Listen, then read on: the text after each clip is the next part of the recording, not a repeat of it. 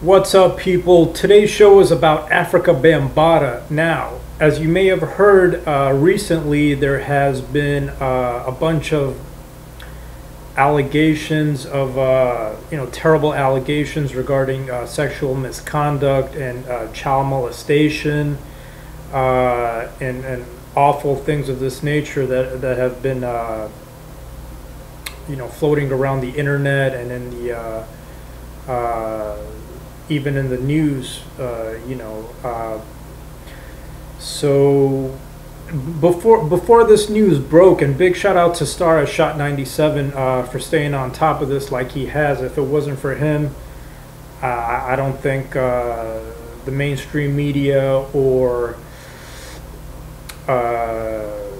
this story wouldn't have gone as far as it has if it wasn't for Star and Shot 97. So big up to Star over at Shot 97. So, on this program we deal with topics that have to do with DJ culture and the DJ community and the art and related topics that have to do with DJing. So I was going to do a show on Afrika Bambaataa regardless. I mean, even before these allegations hit the web as they have, I was going to do a show on him, regarding just as a part of DJ and hip hop history and his contributions to hip hop, as well as other genres of music such as electronic dance music and Miami bass, because undoubtedly Afrika Bambaataa has had a tremendous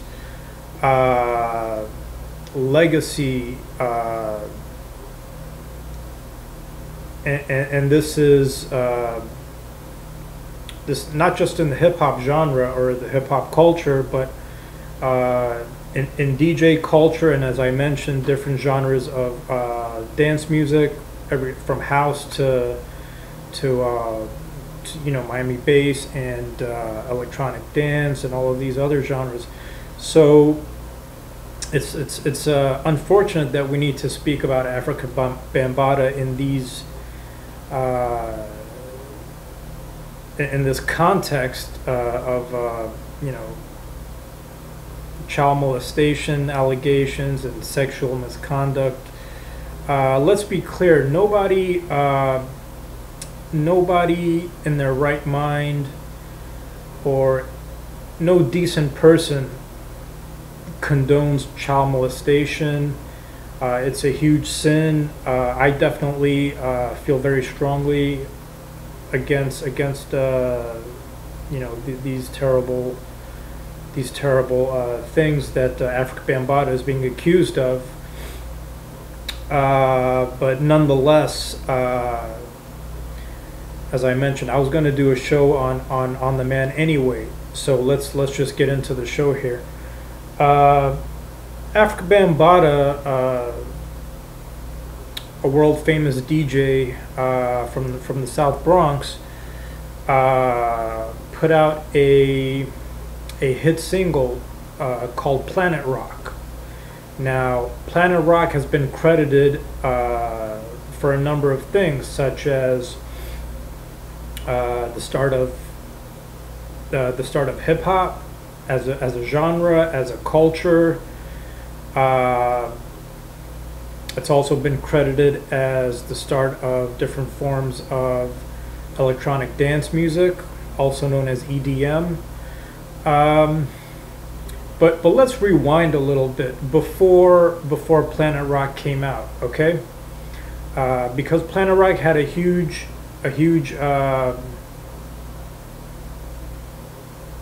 effect. It had a huge effect on the music world, okay? But let's rewind and go back. Before Afrika Bambaataa started his career in music,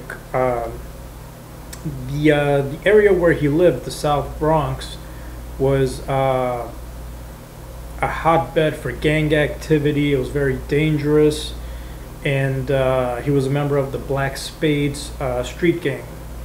So, in a nutshell, what had happened was that he brought the gangs together to end the violence, and he started a organization known as the Zulu Nation. Now, he either founded this organization or he co-founded it, but I think most people will agree that he was one of the founders of the Zulu Nation. Now, which is very positive. I mean, if you think about it, the South Bronx was full of gang activity. People are killing each other, hurting each other, fighting each other, and this one man brings it all basically to an end. If not to an end, he greatly reduces the issues that were in the area, and instead of guys, teenagers or even grown men fighting and killing each other in the streets, they put all that. Bambaataa, he took their energy, and instead of spending all that energy in a negative way, he started this thing, which he coined the phrase hip hop. So he's basically the father or the grandfather, along with other notable pioneers such as DJ Kool Herc, Grandmaster Flash, and these people back in the day. These are the founders of hip hop. Now, whether you want to call hip hop a genre or a culture, that's totally up to you. I personally call it both, a genre and a culture, because the way I see it, there's basically two main groups of people, and they are those that understand and respect true hip-hop culture, and then there's those that could care less about any culture or anything like that, and then they don't really see it as a culture, more like a musical genre such as rock and roll or jazz or country or whatever. So back to Afrika Bambaataa. So rather than all these kids and other people, gang members, fighting in the streets and killing each other, they would be going to jams, in rec centers, high school gyms, wherever they were holding these events. And this was the early days of hip hop. So Bambaataa, also known as Bam, was a DJ, along with Jazzy J and Kool Herc, Grandmaster Flash, and other notable DJs of that time.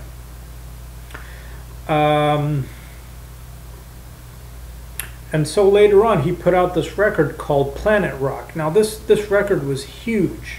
I mean, its influence was immense. That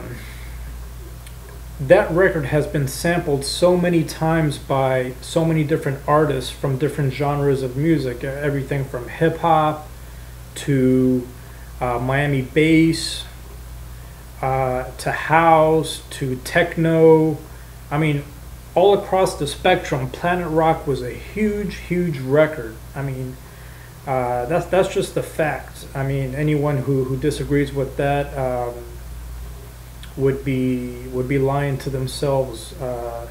So this is Planet Rock. This is the 12-inch. Okay. It was put out on Tommy Boy Records. I believe it was in 1982. Yes, Planet Rock came out in 1982, and it was not Afrika Bambaataa's only hit. He had a few other hits, probably not as big as Planet Rock, but they were significant. The most being Looking for the Perfect Beat. That record was also with Soul Sonic Force, and two other notable records from Afrika Bambaataa were The Renegades of Funk in 1983 and Unity featuring James Brown in 1984. So Planet Rock, okay, this record right here, which was huge.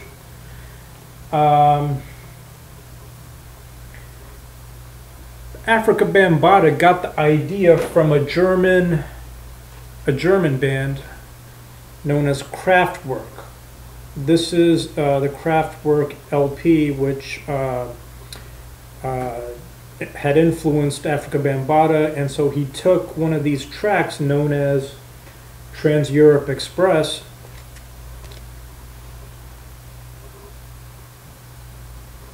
which is track number 1 on side B, if you could see that right here. Trans-Europe Express by Kraftwerk.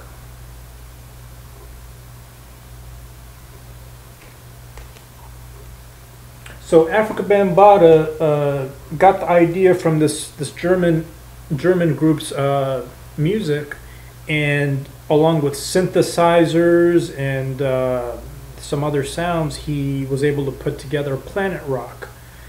And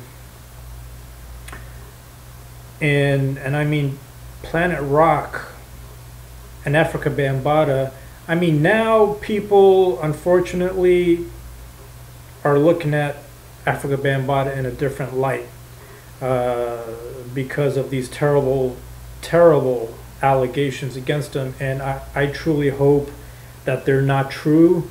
I mean, this is probably the worst thing that any human being could do, is to take advantage of children and to abuse them. I can't think of another you know, another thing that would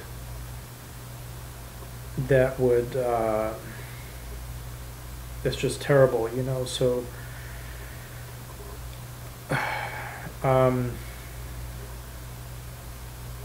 yeah, so people are looking at Afrika Bambaataa in a different light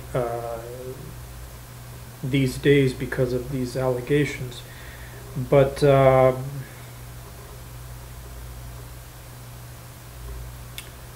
back to his legacy, which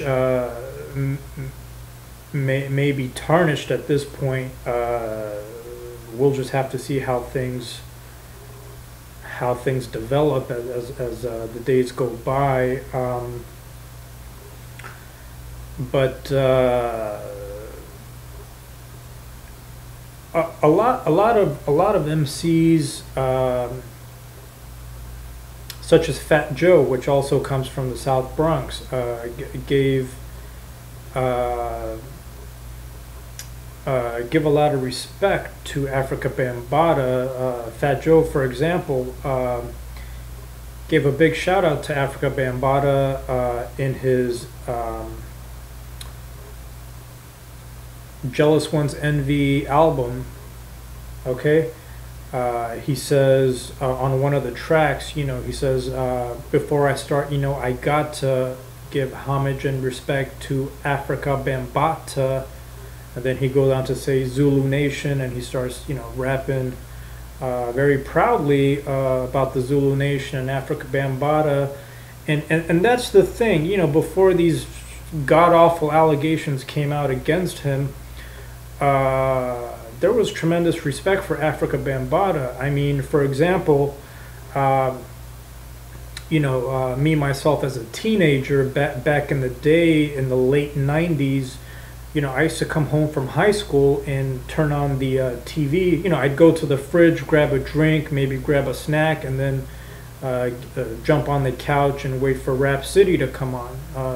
Rap City was a program that would come on BET in the afternoon after school in the late 90s.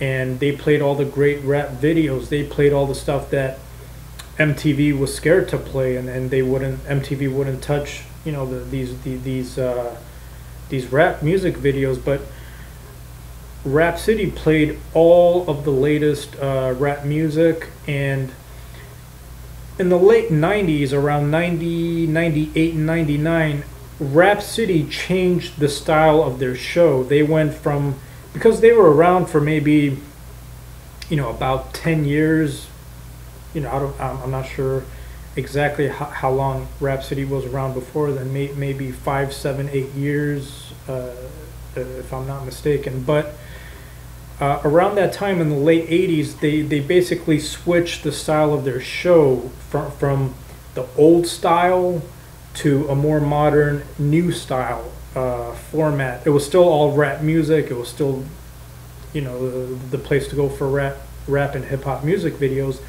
But they changed the style. Now, to show you how important and how respected Afrika Bambaataa at least was, before these ugly allegations surfaced. On the debut of the new style of Rhapsody's new format of the show, okay, the first video that they aired was, guess what? It was Planet Rock by Afrika Bambaataa. This was a tribute to the man who, was the father or grandfather of hip hop. And so that was their way of saying, yo, this is a real hip hop show. So we're going to show our respect by playing this very old, old music video from, that was in like 98. So, about maybe more than 15-year-old music video. I mean, the Planet Rock, the video and the record came out in 82, and then around 98, 99, this is when this happened. So in Rhapsody, I don't recall them ever playing old school music videos like that. So it was very rare. And I mean, if they did play old school videos sometimes, it was very rare, to the point that I don't even recall seeing anything like that, except for this Planet Rock Afrika Bambaataa event during this renewal of the Rhapsody program. So yeah, I mean, Afrika Bambaataa was hugely respected. He if you go into hip hop history, Public Enemy is just one of the rap groups who pay homage and respect Afrika Bambaataa. So it's very sad. It's not just a sad day for the hip hop community or the DJ community. I think it's a sad day for all people all over the world, because Afrika Bambaataa was a man who espoused certain values such as godliness. I mean, if you do some research on him and the organization which he had helped to co-found, you will see that they promote a lot of positive things, such as being conscious of God and all the different great religions of the world, from Islam to Christianity to Judaism and all the other ones, and they're all about respecting all the sacred holy scriptures of all these great religions, and praising God by whichever name you may call on him or her, as they put it. So the Zulu Nation and Afrika Bambaataa were all about positive vibes, positive energy, positive actions, positive everything. It was, they just promoted positiveness and unity, and one of their big things with Afrika Bambaataa and the Zulu Nation were peace, unity, and having fun. Now, take his huge record, which was Planet Rock. Back to what I was saying, it is a sad day for the planet, the entire planet. I mean, you know, these allegations are devastating. I know a lot of people are disgusted by them in case they're true. I'm not here to judge anyone, and I don't think anybody else should. If this man actually did these terrible crimes, one would hope that he would, you know, be put to account and punished for his actions. But we must also keep in mind that, you know, pedophilia and this type of thing is also an illness. I mean, Afrika Bambaataa may be a mentally ill man in need of help. So we must look at it both as a criminal thing, but as also as a mental illness type of thing. You know, in case these allegations are true, which I hope they're not true, because I always thought very highly of Afrika Bambaataa and you know, his legacy and his contributions to hip hop and, you know, the art form of DJing and everything. But as I mentioned before, nobody, including myself, can condone anything of this nature as far as abusing children, or anybody for that matter, especially children, is concerned. I and both myself and my organization, Trackmasters DJ Company, have a zero tolerance policy for any unlawful activity, whether it is you know, anything that's unlawful, whether it's drugs or violence. We just stick to the DJ thing, the DJ culture, and turntables and mixing it up, and rocking the show, rocking the party, have everybody have a great time. And we're absolutely against anything of this sort. So, in closing, Afrika Bambaataa did a lot of big things. He was greatly respected by hip hop heads, by the you know, DJs and people in the DJ field, and he did contribute a lot to both of these things, both hip hop and DJing. And these recent allegations, which surfaced about a month ago, more or less, mainly by Star as Shot 97. I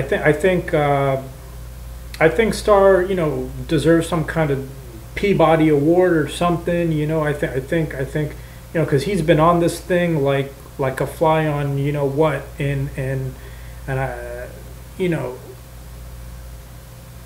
So I mean, they may you know, they may give him an award. Who knows? But back to what I was saying. Yeah, I definitely hope the allegations are not true. I don't know. I wasn't there. But yeah, if they're true, it's terrible and it's disgusting, and nobody in their right mind will ever should ever accept that from anybody, especially such a figure as important and as legendary as Afrika Bambaataa. So with that, I will be signing off, and thank you for watching the show, and I will see you next time. Peace.